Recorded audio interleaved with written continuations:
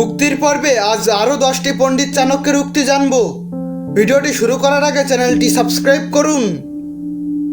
যারা দুরাত্মা তারা মনে মনে একরকম ভাবে, অন্য কথা মুখ দিয়ে বলে, আবার কাজে অন্যরকম করে, কিন্তু মহাত্মাদের মন, বাক্য এবং কর্ম একই রকম হয়ে থাকে। কাকে আমরা উত্তম দূত বলবো? যে বুদ্ধিমান এবং কুশল বাক্য প্রয়োগ করতে পারে, সেই সফলভাবে দৌত কার্য করতে পারে। যে জ্ঞানী এবং পরের মন বুঝতে পারে, তাকেই আমরা দূতের পদে নিয়োগ করব। ধীর এবং সত্যবাদী ব্যক্তিকে উত্তম দূত বলা উচিত। পরশমণির স্পর্শে লোহা সোনা হয়ে যায়, তখন সেটি যেখানে সেখানে ফেলে রাখলেও বিকৃত হয় না।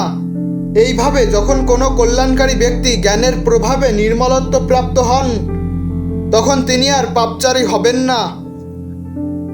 জীবনে হাজার হাজার শোকের হেতু আছে, আবার ভয়ের হেতু আছে শত শত। অবশ্য এগুলি মূর্খ ব্যক্তিদেরই আচ্ছন্ন করে, জ্ঞানী ব্যক্তিদের নয়। যিনি সকল প্রকার যুদ্ধনীতি জানেন এবং অশ্বারোহণে যিনি বিন্দুমাত্র ক্লান্ত হন না, এবং যিনি শৌর্য বীর্য গুণসম্পন্ন, তাকেই আমরা সেনাপতি পদে বরণ করব। দুর্জন ব্যক্তিরা দুষ্কর্ম করে, আর তার জন্য সজ্জন ব্যক্তিদের জীবনে নানা ঘাত প্রতিঘাতের সৃষ্টি হয়।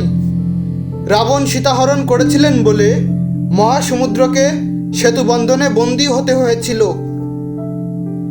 অন্নদানকেই সমস্ত দানের মধ্যে শ্রেষ্ঠ দান বলে গণ্য করা হয়, কারণ এই বিশ্ব চরাচর অন্নের দ্বারাই পালিত হয়।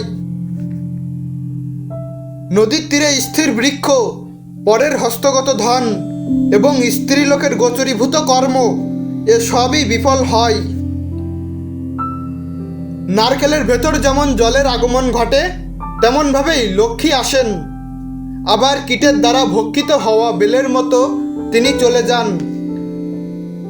অলস ব্যক্তির বিদ্যা অর্জন সম্ভব হয় না। অজ্ঞান ব্যক্তি কখনো ধনী হতে পারে না।